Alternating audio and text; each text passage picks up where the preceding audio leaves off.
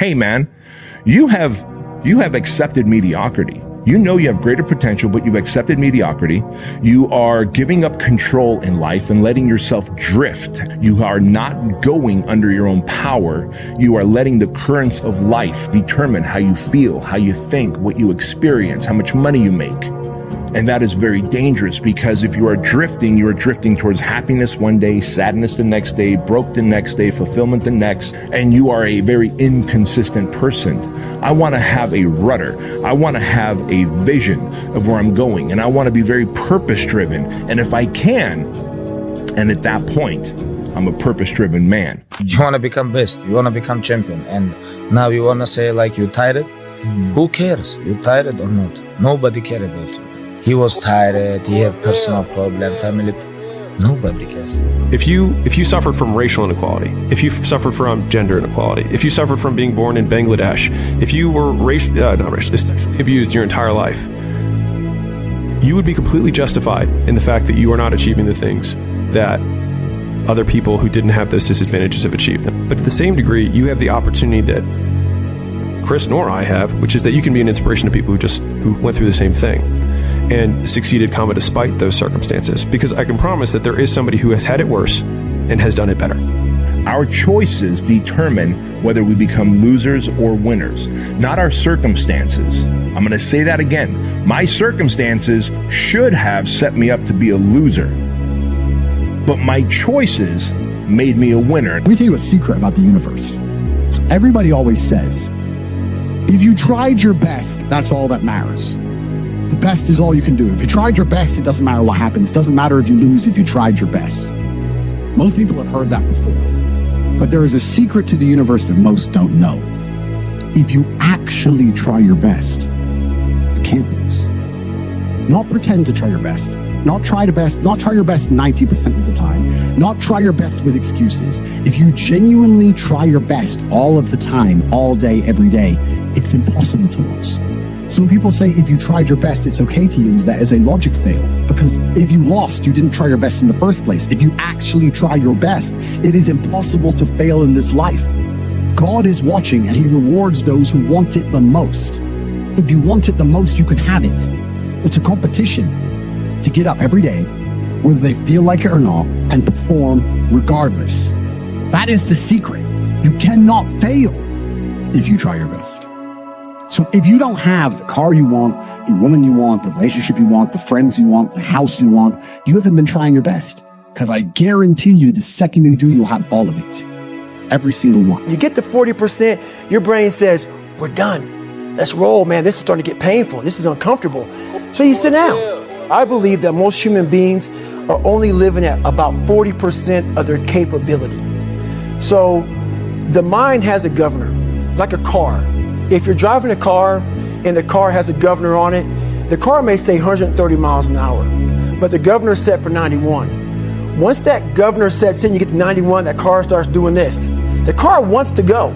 The car wants to go, but that factory said, we're not going past 91. We have a factory, a nice governor in our brain, and it's a survival mechanism. It protects us from pain and suffering. The second we feel that shit, our mind says, oh no, this isn't fun. We should back off. We should sit down, find something more comfortable. And there's something about the mind. The mind has the tactical advantage over you at all times. At all times of your life, the mind has a tactical advantage over you. Why is that? It knows what you're afraid of. It knows your insecurities. It knows your deep, dark lies. And it starts to push you away from that shit. It pushes you in a direction that is comfortable. The mind controls everything. Comfort creates self-care, but discomfort creates self-respect. Ooh, each of you and I included, we were born to do something great with our life. We were born to do something great with our life. You see, because the ultimate mindset requires you to do the work even when you're tired, to do the work even when you didn't sleep well, to do the work even when you are sick. I will do the work when I'm tired. I will do the work even if I'm sick. I will do the work even if I didn't sleep well. I will do the work even if I don't feel like it. I will do the work if it's cold outside. I will do the work if it's too hot. I will do the work if no one else wants to do it with me, because I am driven by purpose and duty, while others are driven by pleasures and desires. And it is that fork in the road that separates the winners from the losers in life. There's plenty of people today, this very morning, who did not wake up, went to bed healthy, did not wake up. I know that my time on this planet is short. At best, we might have 100 years on this planet if mom and dad gave us the right genetics, if we work out, eat right, keep a positive mental attitude, hydrate, and all that shit. You might have 100 years if you don't get hit by a truck crossing the street. That is not a long time. In the history of time, that is not a long time. So I've got a legacy to build. Mediocrity is everywhere right now. And we're all trying to find an easy way out. And we're judging ourselves. Let's say there's 10 people in this room and we're all mediocre. But I'm the best of the mediocre people. I now think I'm great. I'm great. We surround ourselves around people that make us feel great. They tell us what we want to hear.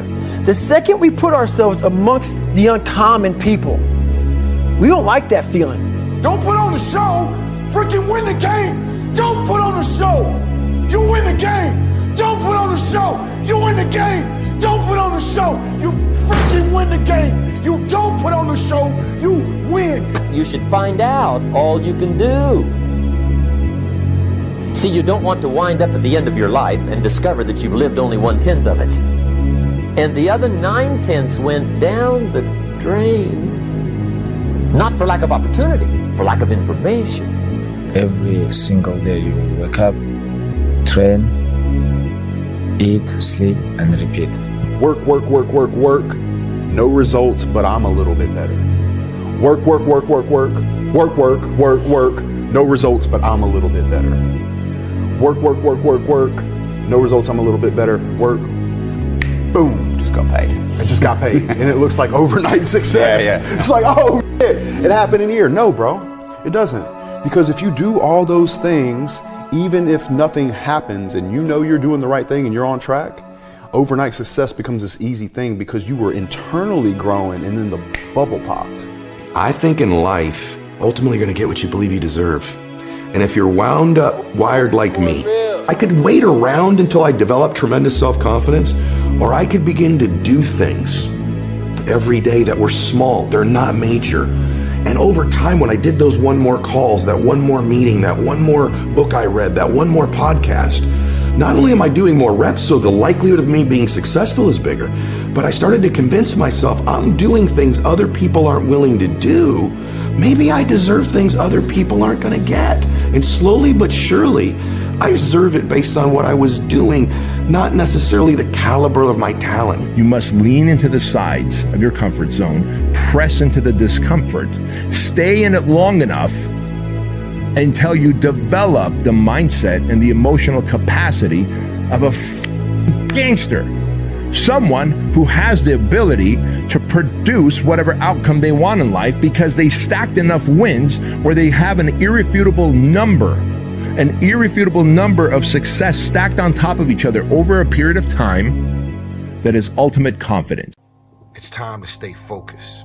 It's time to decide, fuck clubs, fuck partying, fuck trying to fit in and socialize, rub elbows with everybody so people can stop calling you weird. Why are you so antisocial? Because I'm trying to get it. Why are you staying on the basketball court so much? Because I'm trying to get it. Why are you out there practicing in the hot sun when ain't nobody else out there? Because I'm trying to get it. Why are you not clubbing? Like every time I text you and invite you to go do something fun and cool, you always studying. Because I'm trying to get it. Let me tell you something, homie. These women ain't going nowhere. These clubs, these parties, all this shit ain't going nowhere. The more weird you are, is a reflection of how committed you are to focusing on your shit, molding and shaping and developing your ideas and your craft so that when it's time for you to make your rounds, you gonna fly. You obviously don't fucking want it bad enough. Because a person that you want to, I became obsessed. I became obsessed with being the baddest motherfucker that God ever created. Am I that? I don't care. I believe it. And I was trying to tell him, once you become obsessed with something, obsessed, it's okay to be unbalanced for a while. It's okay. Don't be all this stuff people say, you got to be balanced. To be the best in the world at what you do. It's not about being a Navy SEAL, people. The best at what you do, you have to be unbalanced to find every bit of fucking energy and strength that you have to pull it off. Then you get balanced once you become great. And then you help other people become better from you being the best in the world. So if your family doesn't understand, why are you so daggone crazy? Because I'm trying to be the best I can to give you the best that I am. And it takes being fucking obsessed to where people think you're crazy. What are you gonna do? How bad do you want it? There's two options. To continue forward, pushing upward. And if you do, that dream is given birth, and forever you will live in the reality of it. If you stop, quit, throw in the towel, I promise you there's no distance you can travel far enough to ever find that dream again. For it is dead. And in its death, it's replaced by regret. I had two options. To either be that 300-pound guy who sprayed for cockroaches and made $1,000 a month, and at 24 years old, knowing when I'm 50 fucking years old, I can reflect on this and think about what guy I never became, or I can totally just sack it up and fail and fail and fail until I succeed. Now, like I was telling you before, if you want to be ordinary, you ain't even got to listen to me. Just go on about your business. If you think ordinary's cool, ain't no problem. It's some really, really wonderful ordinary people. But if you are sitting in this room and you have extraordinary aspirations, then you're going to have to do extra. You put extra on top of on ordinary, and you come up with extraordinary. It's no other way. I'm sorry, but here's the fact. All of you have extraordinary capabilities, all of you. You have to decide if you are willing to do the things to put you in that category. Be to yourself, stay to yourself, trust nobody, trust nobody. Were your parents supportive of you becoming a professional fighter? I don't pay attention to what people say. I do not give a shit what people say. My closest friends, my homies, people who I done took care of their whole family. I done took care of everything for them, looked out for them, put them in the game, everything turned on me. Fear is stronger than love. Remember that. Fear is stronger than love. Yo, if I disappear, like, who cares? Nobody cares, man. Seriously. Yo, that's okay. That's life. That's life. No, for real, okay? Just passes. Just fucking passes. I'd say just listen to yourself. Don't listen to anybody else. Not one person, because God forbid anything went wrong. You can't blame other people and start pointing the finger. Always know that you're only to blame yourself because you made that decision. And whatever you do in life, never regret it. Never if, buts, shoulda, woulda, coulda. Give everything while you can, when you can, and leave nothing behind. At the end of the day, you have to live with you. Fuck everybody else. Has a guy ever made fun of you because you're in a wheelchair? I mean, yeah, that's just how it goes, but How do you take it? It's nothing, man. If it's just noise, it's just noise. You know, no one was going to come and save you. I prefer to be hated than loved, I will be honest to you. Because when they say they love you, you don't really know. When they say they hate you, trust me, they hate you. If you let people's perception of you dictate your behavior, you will never grow as a person. But if you leave yourself open to experience, despite what others think, then you will learn and grow. When you start believing what other people say about you, you become a shell of yourself. Yeah. You become somebody that's different, and you're trying to be perfect for others that don't really give a fuck about whether or not you breathe another day. You think if you don't fight back, then maybe they'll like you. Stop picking on you, calling you freak. Well, here's what it is. They don't like you. They don't dislike you. They're afraid of you. You're different. Sooner or later, different scares people. Walk away from anyone or anything that gives you bad vibes. There's no need to explain yourself. There's no need to feel bad about it. This is your life. Make more space for your peace and your happiness. There is no more room for negativity in your future. My wife told me a week ago she's going to divorce me because she wants easy and something different. It's fucking with my head. You said your wife wants to divorce you? Yeah, she's about to. Yeah, you brought that And nobody shit knows. live, boy. Yeah. And it's fucking with my head, my self-confidence, and I just, what's your advice on how to navigate through it? Honestly? Yeah. Have you been good to her? Yeah. Real good? I can do better. I'm gonna be real. Yeah. Fuck her. As you grow, you lose certain homies because it's called closing the gap. This is the gap when we start. This is the gap as you grow. Notice how you grow and they don't. He was tired, he have personal problem, family, nobody cares. I'll tell you this, in any fight, it's the guy who's willing to die who's gonna win that inch. They're all crazy. Yeah, everybody's at the best of their game. They're all crazy. They're all crazy, no matter what you do. Nothing like the end of the day where, you know you couldn't have done any more. You're giving it everything you have. Madness and genius are next door neighbors and they borrow each other's sugar. You have to be like literally fucking up almost every other part of your life to achieve real greatness. Yeah. My name is David Goggins. I created Goggins.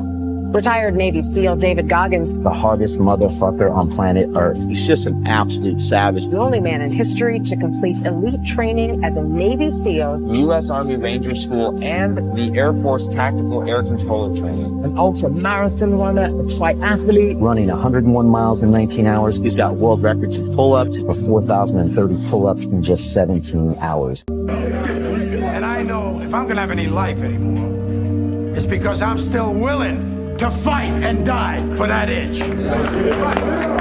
Because that's what living is. The 6 inches in front of your face. Now I can't make you do it. You gotta look at the guy next to you. Look into his eyes. Now I think you're gonna see a guy who will go that inch with you. You're gonna see a guy who will sacrifice himself for this team because he knows when it comes down to it, you're gonna do the same for him. If anybody knows about pain, it's David Goggins. You don't know me, son. Get it. 18. You don't know me, son. Get it. 19. You don't know me, son. Yeah. In 81, my fiance got together with my training partner. And I came home from the 80 Olympia and they're together. I'm like, oh my God. I was so hurt and so baffled that this girl could do this to me. I decided to take all that energy and put it into the gym. Come on, 24. One more, David. Who's one more? Carry the boats. You're gonna do it. You're gonna do it. You're gonna do it. You did it. Yeah.